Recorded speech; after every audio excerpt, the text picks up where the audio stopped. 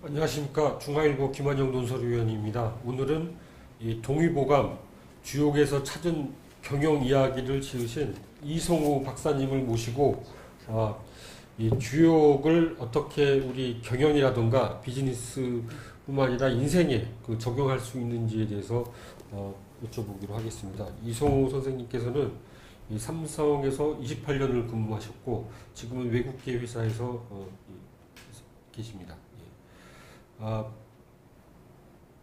이 주역이나 동의보감이 경영하고 관계 있다 그러면은 어떤 분들은 그 연결이 되겠구나 그런 생각을 하실 수도 있지만요. 뭐 이게 뭐 주역 그런 게 미신이 아닐까, 뭐 사기 아니야 그런 반응도 있을 것 같습니다. 그런 반응을 받으십니까? 그렇죠. 아무래도 동의보감 주역 거기에 경영 그러면은 진짜 이질적인 것들이고 과연 공통점이 있을 수 있을까? 근데 이제 저 같은 경우도 사실 처음 볼 때는 그런 느낌이 있었지만 그 기업에서 이제 이런 혁신이나 이런 걸 하는데 가장 핵심은 어떠한 변화라든지 새로운 것을 해야 되는데 그거에 대한 이해가 상당히 힘들어 했었습니다. 근데 이제 흔히 우리가 이제 기업을 사람에 많이 비유를 하지 않습니까? 그래서 뭐 동맥경화에 걸렸다, 소통이 안 된다. 그래서 그 의인화를 하다 보니까 동의보감을 우연치 않게 보게 되는데 동의보감에서 그 우리 몸의 오장육부를 설명을 하는데 그 오장육부가 역시 주역에서 얘기하는 음양오행이라고 그래서 목화토 금수. 근데 그게 우리 몸의 간, 심장, 비장, 허파, 신장 요 순환 관계를 갖다 보여주는 것이었습니다. 그래서 그걸 이제 의인화를 하다 보니까 기업, 특히 제조업 같은 경우 제품을 개발하고 구매를 하고 제조를 하고 판매하고 그 다음에 돈을 벌어들이는 이런 과정이 재미있게 설명이 되는 것이었습니다. 그래서 그러한 우리 그 동양에서 갖고 있는 만물이 순환하는 원리를 기업 경영에 적용해 볼 수 있었기 때문에 그 부분이 상당히 그 공통점을 찾아낼 수 있었던 거고요. 그래서 그렇게 되면은 이제 그 미국 마이클 포터 교수가 밸류 체인이라고 서양 기법을 갖다가 얘기했지만 그 서양 기법에서는 그 가치 사슬을 얘기를 하지만 우리 동양 그 음양오행에 매치했을 때는 상생상극이라고 하는 개념이 전체 최적화, 부서 이기주의 이런 식으로다가 설명이 더 매끄럽게 되는 걸 찾을 수 있었습니다. 그래서 그러한 내용들을 계속 찾아가고 발굴해내고 있습니다. 그 일반 독자분들이 아주 쉽게 이해할 수 있는 사례를 좀 몇 개 들어주십시오. 네, 그래서 원래 이제 정상적인 방법은 상생이라고 하는 전체 최적화 방법은 기업이 새로운 제품을 만들어내고 그 제품을 제때 만들 수 있도록 모든 원료들이 제때 공급이 되고 그 다음에 그걸 잘 만들어서 빨리 고객에게 전달을 하고 대금을 회수해서 그 벌어들인 돈으로 또다시 그 사이클을 돌리는 그러한 이제 그 전체체적 상생의 사이클인데 그게 또 서로 어긋나는 경우들이 있습니다. 예를 들면은 제품을 개발하는 사람은 자기들만의 목표로다가 빨리 제품을 개발했다 해서 생산으로 넘기려고 합니다. 하지만 생산에서는 그걸 받았을 때 아직 정상적인 제품을 만들기에는 부족한데 왜 이러한 것을 만들었느냐. 일례로 예전에 이제 그 이건희 삼성 회장께서 삼성이 세탁기를 만들던 시절에 개발 부서에서는 자기들은 설계며 다 끝났다고 해서 보내줬지만 그거대로 만들었을 때 틈새가 안 맞아서 생산 현장에서 칼로 깎아내는 그걸 보고 대노한 사례들이 있었습니다. 그런 식으로 서로 부서 간에 그러한 싸움이 일어나고 갈등이 일어나는 것을 우리 그 음양오행 그 개념의 각 경영 프로세스를 갖다 접목해 보면 쉽게 이해가 되는 것이죠. 예. 그러니까 서양의 경영학이나 학문의 일반적인 틀은 물론 이렇게 어떤 순환이나 사이클 이론도 있지만은 이제 아무래도 그 어떤 직선적인 리니어한 그런 발전을 하는데요. 그러면은 이 주역과 동의보감, 음양오행의 세계에서는 주로 이렇게 순환이라고 보면 됩니까? 그렇죠. 그래서 이제 많은 사람들이 또 얘기를 합니다. 뭐 서양의 사고 방식은 과학적이고 기계론적이다 뭐 이런 얘기를 하는데 우리 동양 같은 경우는 시작이 있으면은 끝이 있는데 그게 다시금 돌아가는 그러한 순환 개념으로다가 다시 우리 그 기업 경영하는 것을 보게 되니까 그 반복되는 것을 갖다가 볼 수 있었고요.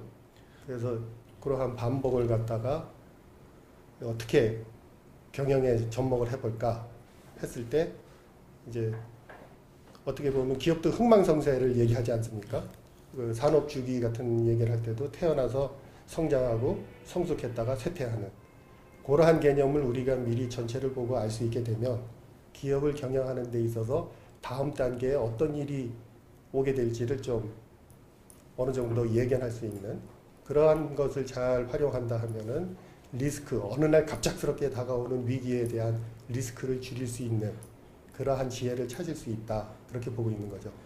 그렇게 보시면 이제 창업한 지 얼마 안 되는 그런 스타트업하고요. 그다음에 1년 된 회사, 10년 된 회사, 30년 된 회사 이게 다 어떻게 보면 다른 주역의 그 주위에 있는 건데요. 그 연도 그러니까 어떤 시간별로라든가 하여튼 어떤 단계별로 그 주역이 말하는 게 딱딱 맞아 떨어집니까? 예컨대 한 50년 된 기업은 어떻게 해야 됩니까? 네, 뭐 아직까지는 딱딱 맞아떨어진다고 말씀을 드릴 수는 없지만 지금까지 이제 해온 것들을 보면은 비슷하게는 갑니다. 그래서 만약에 이제 아까 말씀드린 네 단계를 봄, 여름, 가을, 겨울 이런 식으로 하고 우리 동양에서 왜 60갑자를 얘기하지 않습니까? 한 바퀴 도는 그런 경우에 만약에 50년 정도 됐다 할 것 같으면은 이미 어느 정도 겨울 근처에 가게 되는 그렇다고 할 것 같으면은 회사 입장에서는 뭔가 우리 개인도 마찬가지로 중년 이후 그래서 이제 어느 정도 노년을 준비한다 할 것 같으면 그동안 해놨던 것을 잘 관리를 하고 보존을 하면서 마지막 그 마무리를 갖다 준비하듯이 회사 입장에서는 그동안 성장해왔고 성숙기에 거두어들였던 많은 것을 다 틀린 건 사람은 죽지만 기업은 계속 가야 되지 않습니까? 그러니까는 다음 재도약을 위해서 준비를 하는 시기 그런 시기로다가 볼 수 있겠죠. 50년 된 경우에. 그럼 어떤 한 50년 된 기업이라 그러면은 그리고 또 어떤 기업의 역사를 이제 비교해 보면은 이제 새로운 기업을 새로운 완전히 다른 업종으로 바뀌는 경우도 있고 모르는데요. 예. 그러면은 그 주역이 권장하는 어떤 지혜의 측면에서 보면은 50년 된 기업은 그 새로운 뭐 업종 분야에 진출해야 됩니까? 아니면은 자기 원래 분야하고 그 그러니까 인접 그 산업으로 가는 게 좋습니까? 아니면 전혀 다른 거를 한번 시도해 보는 게 좋습니까? 사실 그 부분은 뭐 서양의 그 경영 기법에서도 사실은 힘들고 리소스가 어떻게 있느냐, 환경이 어떠냐에 따라서 달라질 수 있기 때문에 섣불리 얘기하기는 힘들지만 상식적으로 저희가 생각할 때 만약에 새로운 사업을 갖다가 하고 싶고 아니면은 새로운 영역으로 가고 싶다고 했을 때 결국은 사람이 있느냐, 그러한 충분한 사람이 있느냐가 될 것 같습니다. 그러면은 우리가 아까도 한 50년 정도 됐다 했을 때 사실은 지금 우리 삼성전자가 한 48년 이 정도 됩니다. 현대자동차도 이제 좀 한 50년 언저리가 되고요. 그러면은 지금 현재 상태에서는 어떻게 보면은 인력을 양성해야지 되는. 그래서 그 다음 60년이 지난 다음에 새로운 또 성장을 하는 것을 준비하는 그런 시기가 되어야 하는데 요즘 우리 같은 경우는 좀 상당히 어려운 환경이 처하다 보니까 오히려 사람들을 내보내는 게 아닌가, 반대로 행동하는 게 아닌가 그런 생각은 듭니다. 이 사람들 양성을 해야 되는데요. 그거를 이제 사내에서 키울 수도 있지만은 그냥 이렇게 외부에 이미 양성된 인력을 그냥 데려오면 되는 거 아닙니까? 그래 여지껏 어떻게 보면 우리가 해왔던 방법이 그 방법이었습니다. 그래서 이제 스카웃도 해오고 해외 여기 유능한 인재들도 해오고 했는데 성공하는 기업에 7가지 습관하면서 짐 콜린스가 지은 거에서 보면은 그 위대한 기업이나 성공했던 기업들은 의외로 내부에서 경영자도 육성을 하고 양성을 해왔고 그러므로 인해서 그 사람들이 회사의 그러한 이념이나 이런 걸 잘 알고 있었기 때문에 오히려 오래 갈 수 있었다. 특히 이제 그 외국 기업들 중에 어려운 시기에 많이 스카웃을 해오지 않습니까? 뭐 스타 CEO를 데리고 오든 했을 때 오히려 이 사람들은 자기만의 그러한 성과를 내기 위해서 조직 구성원들이 감당하기 힘든 변화나 이런 걸 요구하다가 오히려 그게 틀어지는 경우들이 자주 발생했기 때문에 그건 뭐 하여튼 그런 장단점이 있으니까 경영하는 분들이 판단할 사항이죠. 아, 그런 얘기를 주역에서도 하고 있습니까? 외부보다는 내부에서 인재를 키우라는 얘기가 주역에도 그 관련 내용이 있습니까?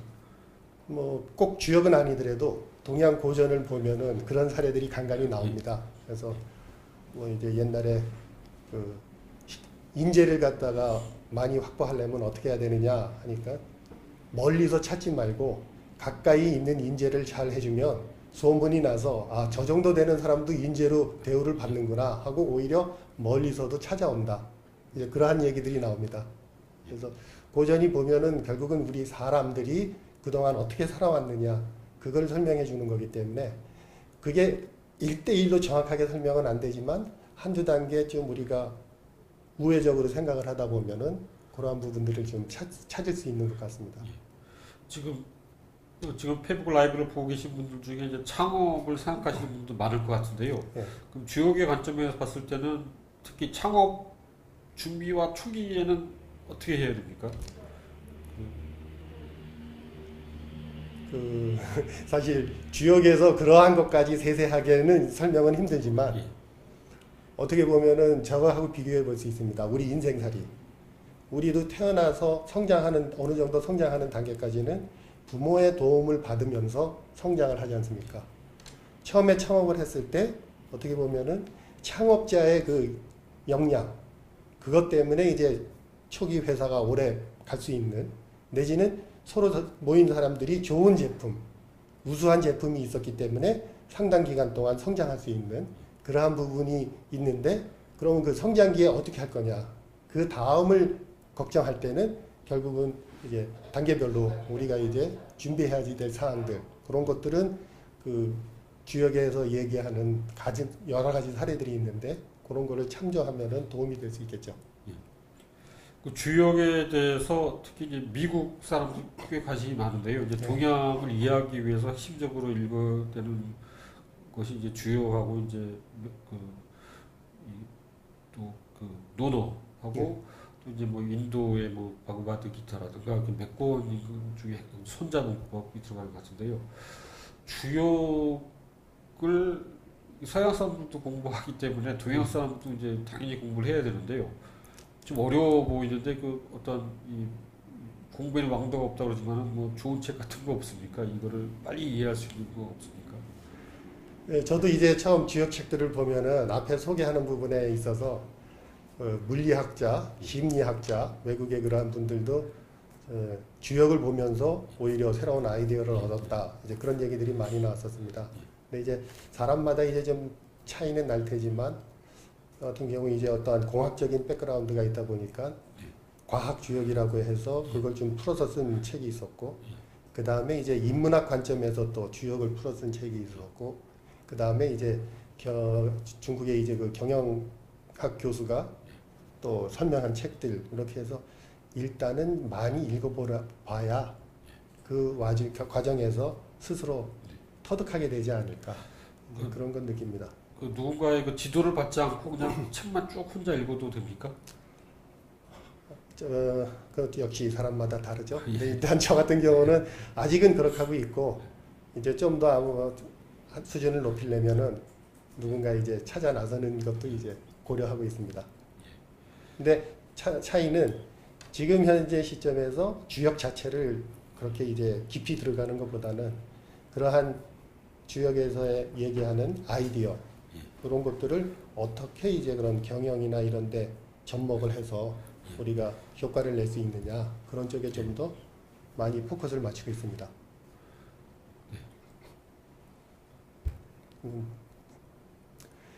그 순환을 갖다가 아까 말씀드렸는데요. 어떻게 보면 우리가 이제 2차 세계대전 이후 미국 중심으로 엄청나게 이제 경제가 발전하고 그 다음에 정보화 혁명 이런 걸 통해서 고도 성장을 갖다가 이루어왔습니다. 그러다 보니까 이제 우리나라 기업들도 앞만 보고 달려왔다 그랬거든요. 그러면은 이제 달도 참을 기운다고 하듯이 이제 뭔가 반대 현상이 나타날 겁니다. 그래서 지금 이미 저성장기로 들어가고 했을 때 그러면은 그 순환이라는 관점에서 보면 앞만 보고 달려왔으면은 이제는 뒤도 좀 되돌아봐야 되지 않을까. 그런 관점에서 생각을 하게 되면은 뭔가 다른 아이디어가 나올 것 같고요. 제가 이제 그 직장 경험을 보면은 한 30년 전을 되돌아보면 그때 이제 신경영이며 이런 개념들이 나오고 사람들을 갖다가 양성하고 그런 시절이 있었습니다. 그런데 이제 한 30년이 흐르면서 고도 성장을 하고 엄청나게 이제 규모들도 커졌는데 그 다음 방향에 대해서는 다시 한번 우리가 마치 개인 입장에서는 성찰의 시간을 갖듯이 그러한 과거를 돌이켜보는 그러한 것들을 하는 게 한번 필요하지 않나 그렇게 생각하고 있습니다. 그러니까 제가 제대로 이해했다면은 이 주역은 어떤 순환을 중시하기 때문에요. 어떤 기업이나 국가가 근데 이제 그 고성장 시대가 지난 다음에 저성장으로 가고 뭐 좀 망할 수도 있고 다시 또 이제 성장할 수 있는데요. 그런 경우에 그 이 고성장 시대가 어떤 기업이라던가 어떤 국가에 올 수 있습니까? 그러니까 우리나라가 예컨대 지금 뭐 2%또 어렵고 뭐 좀 그런데요. 근데 다시 5%가 되고 뭐 7%, 8%, 10%가 넘는 그런 고성장 시대가 가능한지요. 그 주역의 어떤 논리로 봤을 때요. 그렇죠. 여지껏 우리 사람의 인생이 한 60년 지나가고 나면 끝났기 때문에 과거서부터 볼 수는 없지만은 역사를 보면은 사실은 어떠한 국가의 흥망성쇠가 나타나지 않습니까? 그래서 그러니까 만약에 60년 주기로다가 본다고 할 것 같으면 우리가 경제개발 5개년 계획부터 시작해서 엄청난 경제가 성장을 해왔고 뭐 고도 성장을 했는데 지금 다시 한번 어려운 시기로 가지만 이 어려운 시기가 지나면 다시 한번 일어나는 뭐 맞을지 안 맞을지 모르지만 60년 주기로 다 해서 보면은 앞으로 또 한 10여 년이 지나면 다시금 우리가 성장하는 모멘텀을 찾고 발전할 수 있는 게 보이지 않을까.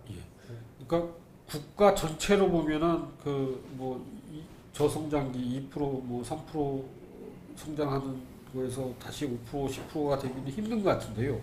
어떤 기업이나 특정 기업이나 그 개인이 되는 것 같거든요. 어떻게 보면은 그 미국 전체는 그냥 뭐 그렇지만은 이 실리콘밸리는 그야말로 그 모든 세계의 모범이 되고 있거든요. 그러면 실리콘밸리를 어떤 주요적인 관점에서 보면은 어떻습니까? 실리콘밸리를 주역적인 관점보다는 실리콘밸리의 환경 자체가 그러한 생태계를 만들어 놨기 그렇게 해석하는 게 오히려 더 맞을 것 같습니다. 이 동의보감과 주역을 같이 묶으셨는데요. 사실 그 동의보감은 음양오행, 주역은 좀 이렇게 64괴이기 때문에 그렇죠. 약간 좀 다른 거 아닌가요? 이제 주역책을 보면은 음양오행 부분도 설명이 나오고 또 64괴가 있습니다. 그래서 우선은 음양오행 그 개념을 우리 허준께서 이제 동의보감을 쓸 때 반영을 했기 때문에 이제 찾았던 거고요. 64개에 대해서는 이제 지금 계속 연구를 하면서 또 아까 말씀드렸던 순환 개념 그 64개 궤도 전체 순환 과정을 갖고 있다 하는 걸 갖다가 설명하고 있거든요. 근데 그 중에서 이제 우선 12개씩 끊어서 또 하나의 작은 순환 패턴을 볼 수 있기 때문에 그런 부분들이 이제 계속 보완하고 있습니다. 그 64궤를 다 외워야 됩니까? 그 어떻게 읽고 그냥 이해하는 정도로 응용할 수 있습니까? 네, 저 같은 경우는 이해하고 자꾸 보다 보면 결국 외우게 되는 것 같습니다. 그 너무 처음부터 64개를 외우려고 하니까 오히려 혼란만 오는데 반복하다 보면은 이제 어느 순간. 근데 이게 어떻게 보면은 미신이고 또 이제 특히 이제 뭐 그리스도교 계통 분들은 이제 점이나 그런 걸 치지 말아야 돼. 그렇지만은 이 동전 가지고도 이렇게 앞면 뒷면 이렇게 던져가지고 한 6번 던져가지고 그 귀를 찾아가지고 이게 무슨 소리다 이렇게 할 수 있지 않습니까? 그게 해보셨습니까? 그게 뭐 통합니까? 뭔가 실제로 좀 그럴듯합니까? 어떤 기회가 나왔을 때 어떻습니까? 사실 저도 그 부분이 좀 거부감이 있었습니다. 왜냐하면 사람들이 자꾸 이 주역을 점서로다가 얘기하고 그러다 보니까 오히려 우리 거를 갖다 멀리하게 되는데 제가 이거를 자꾸 서양 기법에 적용하려고 하는 거는 그런 식으로 이제 동전을 던지든 아니면 뭐 대나무를 던지든 이런 식으로 해서 괴를 보는 게 아니라 요 사상을 충분히 이해하게 됐을 때 각 단계별로 체크리스트를 갖다가 상세하게 만드는 겁니다. 그러면은 각자 자기들이 자가 진단을 하듯이 체크를 해서 그럼 이런 상황이 대표되는 현상이 이거구나 하면서 자기 스스로 그 64개 중에 몇 개를 갖다가 판단하게 되면 아마 점이다 하는 얘기는 좀 사라질 것 같습니다. 그런데 이제 CEO들이 굉장히 어려운 결정을 해야 되는데요. 네. 그러니까 어떤 다른 회사를 인수합병을 할 것인지 말 것인지, 어떤 새로운 사업 분야에 진출할 것인지 말 것인지를 결정할 때 좋은 의견, 전문가들 의견을 들을 수도 있지만은, 그러니까 예스냐 노냐 이걸 결정할 때는 그냥 그 주역점 보는 게 낫지 않을까요? 어떻게 보시나요? 결국 그렇게 한다고 하면은 다시금 점서 아니냐 예. 이제 그렇게 될 것이고요. 아까 말씀드렸듯이 그거를 좀 더 체계화하고 모델을 만들어서 각자 스스로 판단을 하고 결국 마지막에는 데이터가 충분치 않거나 했을 때는 직관에 의한 결정도 무시하지 못하지 않습니까? 그러니까는 그러한 충분한 근거 자료를 가지고 마지막 결정은 결국 사람들이 하면서 때로는 뭐 직관도 쓸 수 있는 거고. 근데 하여튼 보조 자료, 도움을 줄 수 있는 그런 데 활용하면은 더 좋을 것 같고, 너무 그렇게 점에 의존하거나 하는 것은 좀 바람직하지 않을 것 같습니다. 그 주역의 정신이라고 할 거예요. 그걸 요약하면 한마디로 한다면 뭐가 됩니까? 변화. 우리 우주의 만물의 변화 원리라고 얘기하지 않습니까? 그래서 이제 결국은 변화를 갖다가 설명을 하는 것이고, 그 변화 역시 순환을 한다. 예. 반복을 한다. 하는 것이 되겠습니다. 그래서 그걸 이제 또 이제 보면은 흔히 우리가 사람도 보면은 뭔가 반복이 되면은 습관이 되지 않습니까? 그걸 바꾸려면은 생각을 먼저 해야 되고, 그것을 자꾸 행동에 옮기면서 그게 이제 습관으로 고착이 되면 새로운 그 습관이 생기게 되듯이 기업도 똑같거든요. 기업에 있어서 생각한다는 것은 전략을 갖다가 새로 만들든가 하는 것이고, 그 전략을 시행하게 되고 그게 자꾸 굳어지면은 하나의 그 기업의 문화로서 자리 잡는 그런 식으로 이제 그 주역의 변화, 그 다음에 순환 개념을 받아들이면 기업 내부에서도 정리하는 데 도움이 될 것입니다. 예. 마지막으로 우리 시청자, 독자분들께 하실 말씀이 있다면 무슨 말씀을 하시겠습니까? 우리가 갖고 있는 그 고전 이런 거에 대해서 다시 한번 되새겨보면서 요즘처럼 불확실하고 어려운 환경에서 새로운 아이디어를 찾아내는 것을 한번 권해드리고 싶습니다. 예. 우리의 좋은 문화유산 한번 활용해 볼 필요가 있습니다. 예, 감사합니다. 그러면 저는 다음 주에 또 뵙겠습니다.